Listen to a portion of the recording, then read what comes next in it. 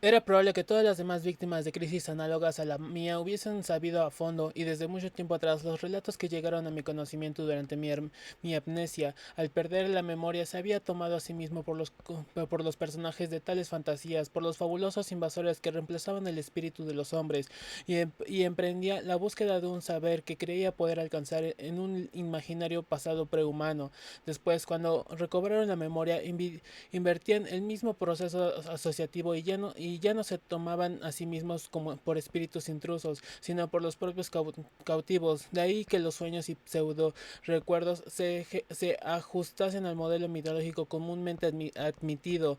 A pesar de que esta explicación resultaba un tanto rebuscada, me pareció la más verosímil, y a ella me remití. Las demás no tenían pies ni cabeza. Por otra parte, había un crecido número de psicólogos y antropólogos eminentes que concordaban conmigo. Cuanto más reflexionaba, más convincente me parecía mi razonamiento. Puede decirse que hasta el final dispuse de un baluarte realmente eficaz contra las visiones y las sensaciones desagradables que todavía me asaltaban, que veía cosas extrañas durante la noche. No eran más que resultados de mis lecturas y de lo que había oído, que tenía impresiones desagradables y pseudo recuerdos. Se trataba simplemente de un reflejo de lo que había absorbido durante mi amnesia. Ninguno de mis sueños, ninguna de mis sensaciones y podía tener el significado real. Vigorizado por esta filosofía, mi equilibrio nervioso mejoró ampliamente, aun cuando las visiones se fueron haciendo más frecuentes y circunstanciadas. En 1922 me sentí capaz de reanudar mis actividades habituales. Aprovechando mis conocimientos últimamente obtenidos, me hice cargo de una cátedra de psicología en la universidad. Hacía tiempo que mi antigua cátedra de economía política había sido cubierta. Además, los métodos de enseñanza de esa disciplina habían variado muchísimo desde mis tiempos. Por si fuera poco, mi hijo se encontraba a la sazón ampliando estudios con vistas a conseguir su actual cátedra, y con frecuencia trabajábamos juntos. No obstante, continué tomando notas cuidadosamente de los sueños extravagantes que me asaltaban, cada vez más frecuentes y más vívidos. Me dije que tales descripciones eran muy valiosas desde el punto de vista psicológico. Mis visiones tenían ese horrible no sé qué de recuerdos dudosos, pero yo hacía lo posible por descartar esa impresión, y lo lograba. Cuando hablaba de estos fantasmas en mis notas, los trataba como si fueran reales. En cambio, en cualquier otra circunstancia apartaba de mí como caprichosos desvaríos de la noche. Aunque jamás he aludido a tales asuntos en mis conversaciones, lo cierto es que, como suelen ocurrir en estos casos, la gente había tenido noticia de ello y habrían ocurrido ciertas habladurías sobre mi salud mental. Lo gracioso es que estas habladurías circulaban solo entre gentes de escasos conocimientos, jamás en una tertulia de médicos o psicólogos. Poca cosa diré aquí sobre mis visiones posteriores a 1914, ya que existen datos e informes a disposición de los que deseen consultarlos. Es indudable que con el tiempo iba disminuyendo de alguna forma la inhibición de mi memoria, puesto que la extensión de mis visiones fue gradualmente en aumento, aunque seguían siendo fragmentos incoherentes, inmotivados al parecer. En mis sueños me parecía adquirir una mayor libertad de movimientos. Flotaba a través de muchos extraños edificios de piedra, yendo de unos a otros por unos pasadizos subterráneos de inmensas proporciones que parecían formar su vía de acceso habitual. A veces en el piso de los recintos inferiores me tropezaba con aquellas gigantescas trampas selladas, de las cuales surgían una aura de amenaza. Veía también unos estanques enormes pavimentados de mosaico y unas estancias repletas de curiosos e inexplicables utensilios de mil clases diferentes. Recorría cavernas colosales que contenían maquinarias complicadas, cuyos contornos me resultaban completamente desconocidos y que producían un ruido que llegué a percibir solamente después de soñar con ellas durante muchos años. Quiero hacer constar aquí que que la vista y el oído son los únicos sentidos que he utilizado en este mundo de ilusiones. El verdadero horror comenzó en mayo de 1915, cuando vi por primera vez a un ser vivo. Esto sucedió antes de que mis estudios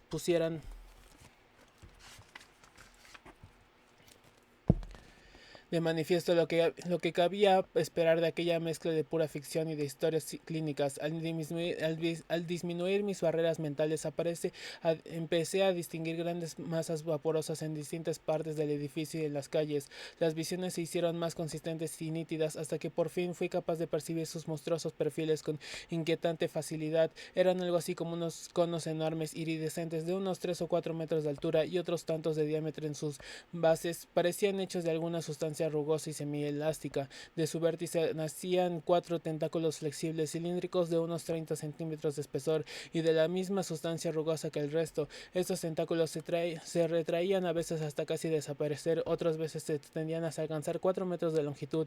Dos de ellos terminaban en enormes garras o pinzas. En el extremo del tercero había 4 apéndices rojos en forma de trompetas. El cuarto terminaba en un globo irregular amarillento de medio metro de diámetro, dotado de 3 grandes ojos oscuros ubicados horizontalmente en su mitad. Esta cabeza estaba coronada por 4 pedúnculos delgados y grises, rematados a su vez por unas excrescencias que parecían flores, y en su parte inferior colgaban 8 antenas, palpos y verdosos. La gran base del cuerpo cónico estaba ornamentada por una sustancia gris, elástica y contrátil que constituía el aparato locomotor de ese organismo. Sus movimientos, aunque inofensivos, se aterraban aún más que su apariencia. Resultaba malsano ver unos objetos monstruosos comportarse como seres humanos. Sin embargo, esas criaturas estaban inequívocamente dotadas de inteligencia. Se movían por las grandes habitaciones, cogían libros de los estantes y los llevaban a las mesas o viceversa. A veces escribían con presteza, valiéndose de una curiosa varilla que sujetaban con las antenas verdosas de la parte inferior de la cabeza. Sus enormes pinzas les servían para coger los libros y también para comunicarse mediante un lenguaje que radicaba a una especie de castañeteo.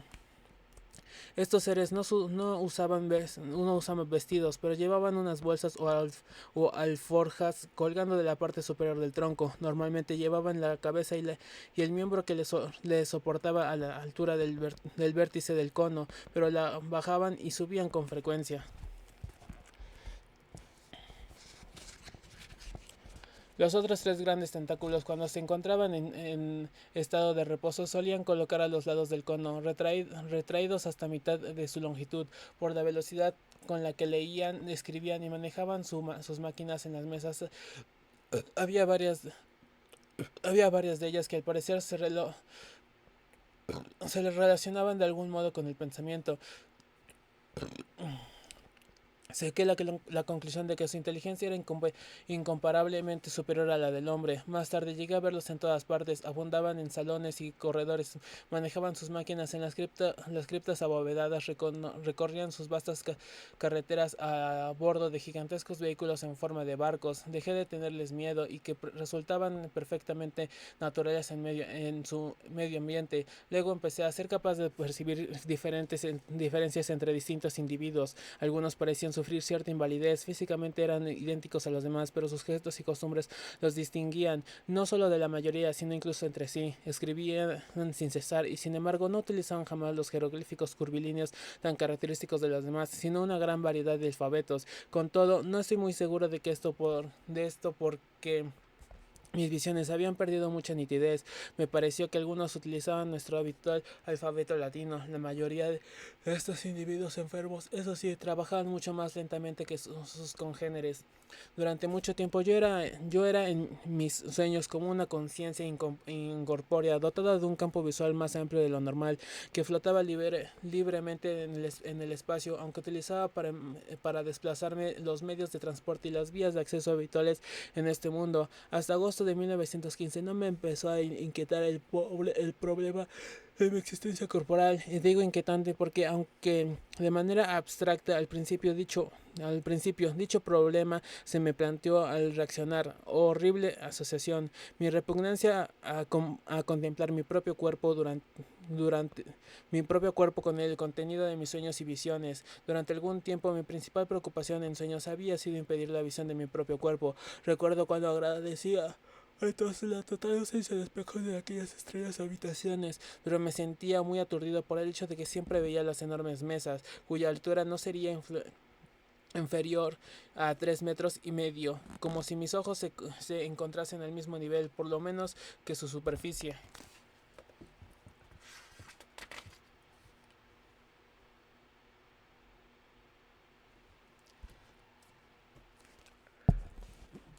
Y entonces comencé a sentir cada vez más la morbosa tentación de mirarme. Una noche, por fin, no pude resistirme al primer golpe de vista, no vi absolutamente nada. Un momento después me percaté porque mi cabeza estaba situada al final de un cuello flexible de una longitud increíble. Cogiendo este cuello y mirando atentamente hacia abajo, distinguí una forma cónica y rugosa, iridiscente, cubierta de escamas de unos 4 metros de altura y otros tantos de diámetro en la base. Aquella noche desperté a medio Arkham con mi alarido, al saltar como loco de los abismos del sueño. Solo después de repetir el mismo sueño una y otra vez durante semanas íntegras, logré acostumbrarme a esta monstruosa visión de mí mismo. Evidencié desde entonces que en mis visiones me movía corpóreamente entre los demás seres desconocidos que leía como ellos en los terribles libros de los estantes interminables, y que pasaba horas enteras escribiendo en las grandes mesas con un punzón manejado gracias a las antenas que me colgaban de la cabeza. En mi memoria perduraba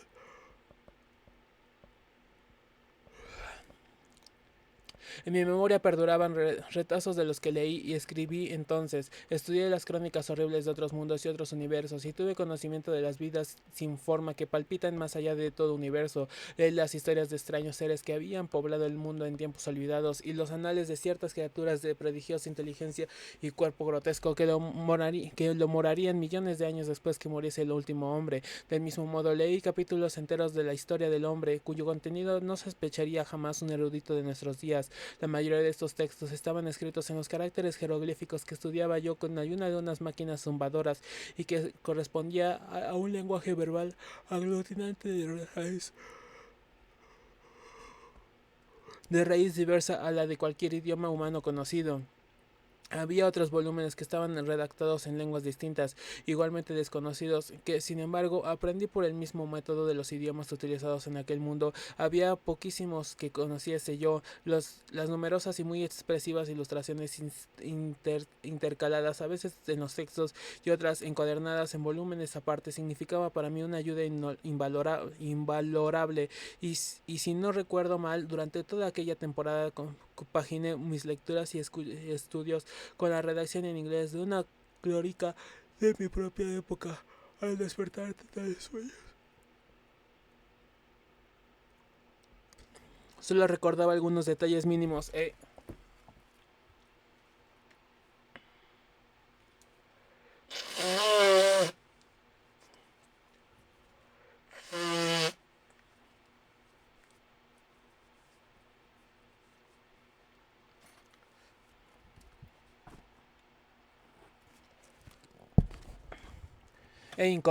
Inconexos de los idiomas desconocidos que había dominado. En cambio, en mi memoria quedaba flotando frases enteras de la historia que yo escribí en inglés, aún antes de que mi personalidad vigila estudiase los casos similares al mío, a los viejos mitos de donde sin duda provenían los sellos.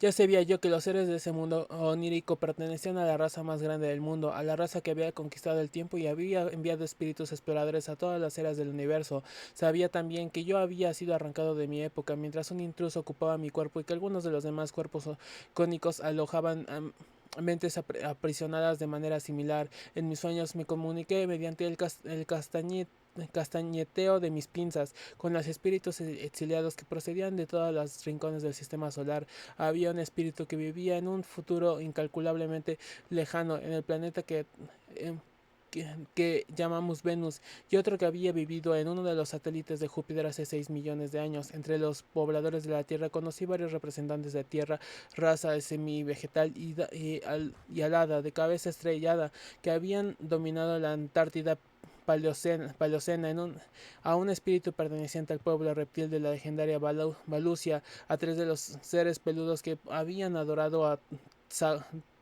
Tezagua en Hiperbórea antes de la aparición del género humano, a uno de los dos abominables techos, a dos de los arácnidos que poblaran la última edad de la Tierra, a cinco de la raza de los coleópteros que reemplazaran inmediatamente al hombre, y a la cual un día, ante una amenaza inevitable y terrible, la gran raza trasladaría en masa a sus espíritus más aventajados. Igualmente conocí a varios individuos procedentes de distintas ramas de la humanidad. Tuve ocasión de conversar con el espíritu de Yang Li, filósofo del cruel imperio de Zhang Chan, que florecerá en el año 5000 de nuestra era, con el de un general de cierto pueblo moreno de cabeza enorme que gobernó en África del Sur, África del Sur 50.000 años antes de Cristo, con el que un monje florentino del siglo X2 llamado Bartolomeo Corsi, con el de un rey de Lomar que reinó a aquel reino país polar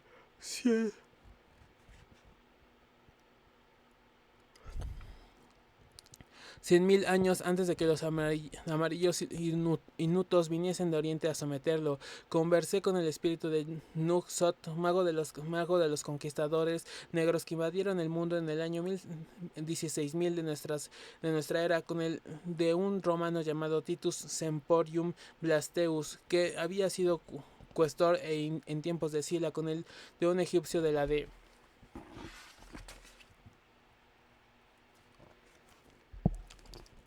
circunmuerta dinastía llamado Kefnes, que me mostró el horrible secreto de Nyarlathotep, con el de un sacerdote del reino central de Atlantis, con el de James Woodville, señor de Sudhof, en tiempos de Cromwell, con el de un astrónomo peruano del periodo preincaico, con el de un médico australiano, Neville Kingston Brown, que moriría en el año 2518 después de G, con el de un archimago del reino de Yev, perdido en el Pacífico, con el de Teodorites, oficial greco-bactriano del año 200 AJ, con el de un anciano francés de tiempo de Luis X3 llamado Pierre-Louis Montgani, con el de Cromjan, caudillo crimerio del año 15.000 antes de Jesucristo, y con tantos otros que no pudo retener los sorprendentes secretos y las inquietantes maravillas que me revelaron todas las mañanas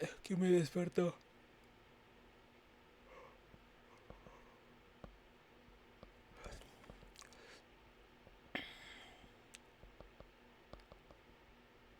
Me revelaron todas las mañanas, me despertaba con fiebre, cuando los datos aprendidos en sueños podían caer dentro del campo de la ciencia actual. Me arrojaba desesperadamente a los libros para comprender su autenticidad o error. Los hechos tradicionalmente conocidos alcanzaban así nuevos dudosos aspectos, y yo me maravillaba ante aquellas fantásticas oníricas capaces de añadir detalles tan atinados y sorprendentes a la historia de la ciencia. Me estremecí ante los misterios que ocupaba el pasado, y temblé por las amenazas que el futuro nos ofrece. Prefiero no conseguir aquí lo que insinuaban los seres posthumanos sobre el destino final de nuestra especie. Después del hombre vendría una poderosa civilización de escarabajos, de cuyos cuerpos se apoderarían los miembros más selectos de la gran raza, cuando se abatieran sobre su mundo ancestral una terrible catástrofe. Después, al concluir el ciclo de la Tierra, sus espíritus emigrarían nuevamente a través del tiempo y el espacio, y se albergarían en los cuerpos de unos seres bulbosos y vegetales que partían el planeta mercuriano, pero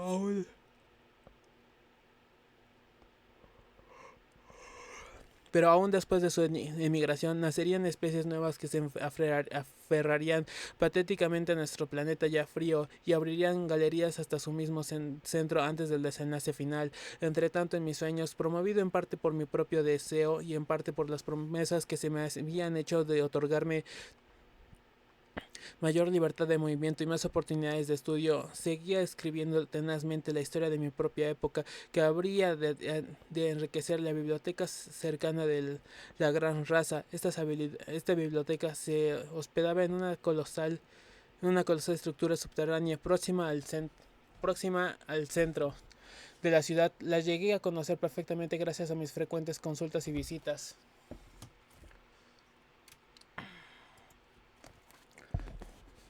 Concebido para durar tanto como la misma raza que los construyera y para resistir las más violentas convulsiones de la Tierra, este titánico archivo excedía a todos los demás edificios en tamaño y solidez. Los documentos escritos o impresos en grandes hojas de una especie de celulosa extraordinariamente resistente estaban encuadernados en volúmenes que se abrían por parte superior y se guardaban en estuches individuales de un metal grisáceo, resistente e increíblemente ligero. Cada estuche estaba decorado con motivos matemáticos y llevaba el título grabado en los jeroglíficos curvilíneos de la gran raza. Los volúmenes, así protegidos, estaban ordenados en hileras de cofres rectangulares, fabricados con el mismo metal inoxidable, que se cerraban mediante un complicado sistema de cerrojos. La historia que yo estaba escribiendo tenía ya establecido un lugar en uno de los cofres de la parte inferior. Reservaba a los vertebrados en secciones dedicadas a las civilizaciones de la humanidad y de las razas reptilianas y peludas que le habían precedido a nuestro planeta. Ningún sueño me proporcionó un cuadro completo de la vida cotidiana de este mundo. Solo capté retazos brumosos e inconexos que ni siquiera guardaban orden de sucesión. Tengo, por ejemplo, una idea muy vaga de la forma en que se desarrollaba mi propia vida en el mundo de los sueños. Sin embargo, me parece que tenía una gran habitación de piedra en mi uso personal. Mis limitaciones como prisionero fueron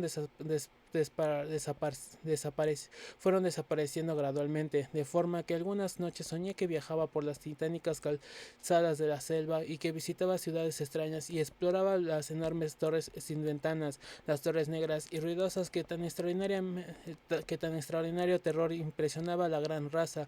Hice también largos viajes, grandes viajes por mar en unos buques inmensos de muchas cubiertas e increíble velocidad y expediciones por regiones salvajes en cohetes aerodinámicos de propulsión eléctrica. Más allá del vasto y cálido océano se alzaban otras ciudades de la gran raza, y en un lejano continente vi los toscos poblados de unas criaturas aladas de negro hocico que evolucionaron como estirpe dominante cuando la gran raza hubiese enviado sus espíritus más selectos hacia el futuro para escabullirse del horror que amenazaba.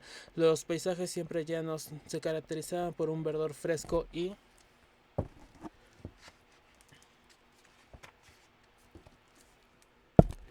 exuberante. Las pocas colinas que se desataban eran bajas y a menudo de naturaleza volcánica.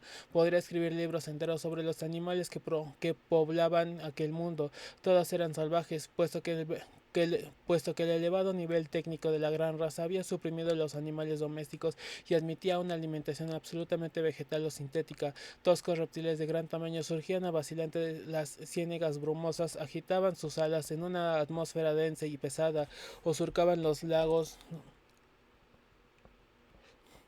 y los mares entre ellos. Me parecía reconocer prototipos arcaicos y rudimentarios de los pterodáctilos, laberintodontos, plesiosaurios y demás dinosaurios conducidos por la paleontología. No descubrí aves ni mamíferos en tierra, y en las ciénagas rebullían serpientes, lagartos y cocodrilos, y los insectos zumbaban incesantemente entre la lujuriante vegetación. Mar afuera, unos monstruos insospechados arrojaban altas columnas de espuma al cielo vaporoso. En una ocasión decidí al fondo del océano en un submarino gigantesco provisto de proyectores que permitían contemplar unas torpes criaturas acuáticas de pavorosa magnitud y ruinas de arcaicas ciudades sumergidas. Allá en los abismos más oscuros abundaban también corales, peces crinoideos, branquiópodos y un sinfín de formas de vida. En mis sueños obtuve muy poco en claro sobre la filosofía, psicología y costumbres e historia de la gran raza. Gran parte de las observaciones que aquí hago han sido derivadas de mis estudios más que de mis sueños propiamente dichos. En efecto, llegó el momento en que mis lecturas e investigaciones rebasaron mis sueños en muchos aspectos de suerte, que en ocasiones no eran más que una demostración de lo que había estudiado. La época en que citaban mis sueños correspondía al final de la era plesiozoica o principios del Mesozoico. Mesozoico, hace unos 150 millones de años. Los cuerpos ocupados por la gran raza no correspondían a ningún estadio evolutivo conocido por la ciencia. Sin duda eran eslabones perdidos que no habían dejado descendencia en nuestro planeta. Biológicamente poseían una estructura orgánica homogénea y diferenciada a mitad de camino entre el vegetal y el animal. Su actividad celular metabólica era de tales características que apenas sentían agotamiento si no necesitaban dormir. El alimento ingerido mediante unos apéndices rojos en forma de trompeta que se alojaban en uno de sus tentáculos retráctiles era semilíquido y en nada se parecía al de los animales hoy existentes. Solo poseían dos órganos que los que llamamos nosotros sensoriales, la vista y el oído. Este último se localizaba en unas excreciones parecidas a flores que le crecían en la parte superior de la cabeza, pero además poseían muchos otros sentidos incomprensibles para mí, que nunca sabían utilizar correctamente los espíritus cautivos que habitaban sus cuerpos. Sus tres ojos estaban situados de tal manera que les aportaba un campo visual mucho más amplio que el nuestro. Su sangre era una especie de licor verde oscuro muy espeso, carecían de sexo, se reproducían por medio de semillas o esporas que llevaban formando racimos cerca de la base y que germinaban solamente bajo el agua. Para el desarrollo de sus crías recurrían a grandes estanques de escasa profundidad. Debo señalar a este respecto que en razón de la longevidad de esa raza, unos 400 o 500 años por término medio, solo consentían la germinación de un número muy restringido de esporas. Las crías defectuosas eran eliminadas tan pronto como se revelaba su anomalía. Al carecer de tacto e ignorar el dolor, reconocían la enfermedad y la proximidad de la muerte mediante síntomas accesibles a la vista o al oído. El muerto se incineraba en medio de grandes ceremonias de cuando en cuando. Como he dicho anteriormente, un espíritu sagaz escapa de la muerte proyectándose hacia el futuro, pero tales causas no eran frecuentes. Cuando esto ocurría, el espíritu desposeído era tratado como suma benevolencia hasta la total desintegración de su recién obtenida morada. La gran raza constituía una sola nación, aunque de características que únicamente tenía de común las instituciones fundamentales. En todas ellas imperaba un sistema político y económico que recordaba a nuestro socialismo. Aunque con cierto matiz fascista, la riqueza se distribuía racionalmente, el poder ejecutivo lo asumió una pequeña junta de gobierno elegida mediante votación por los ciudadanos capaces de superar ciertas pruebas psicológicas y culturales. La estructura de la familia era sumamente laxa, aunque se reconocía la existencia de ciertos vínculos entre los individuos del mismo linaje y los jóvenes eran educados generalmente por sus padres.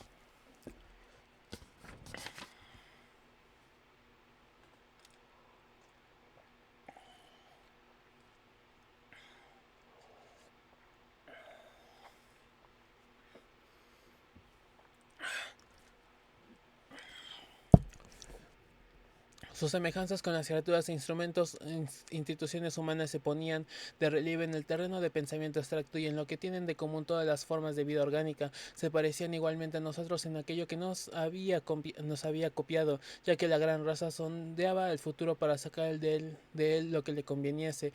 La industria mecanizada en alto grado exige muy poco tiempo de cada ciudadano. Las horas libres, que eran muchas, se aprovechaban en actividades intelectuales y estéticas de todas clases. Las ciencias habían alcanzado un nivel increíble y el arte era un componente esencial de la vida. Aunque en el periodo de mis sueños comenzaba ya a discernir, la tecnología se veía considerablemente estimulada por la constante lucha por la supervivencia y por la necesidad de proteger los edificios de las grandes ciudades contra los prodigiosos cataclismos geológicos de aquellos días primigenios. El índice de criminal era sorprendentemente bajo. Una policía eficaz se enfocaba de manera de mantener el orden. Los castigos oscilaban entre la pérdida de los privilegios y la pena de muerte, pasando por el encarcelamiento y lo que llamaban penalización emocional. La justicia nunca se administraba sin estudiar escrupulosamente los motivos del criminal. Las guerras eran poco frecuentes, pero terribles y devastadoras.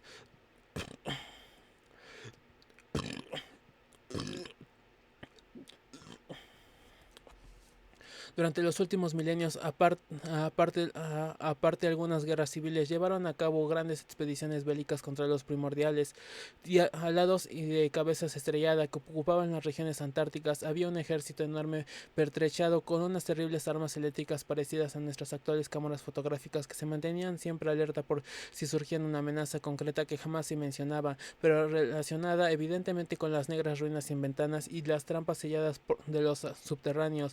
Jamás revelaban manifestaciones de horror que inspiraban a aquellas ruinas de basalto, y aquellas trampas a lo sumo se referían a esos lugares prohibidos de manera recelosa. Eran igualmente significativo el hecho de que no encontrara ninguna referencia a este temor en los libros que pude consultar. Creo que era el único tabú de la gran raza, y me dio la sensación de que tenía alguna relación no solo con las luchas pasadas, sino también con ese peligro futuro que un día obligaría a la gran raza a enviar al futuro sus espíritus más elevados. Todo era confuso en mis sueños, pero este asunto en particular estaba envuelto en sombras aún más desorientadas. Por otra parte, la, cron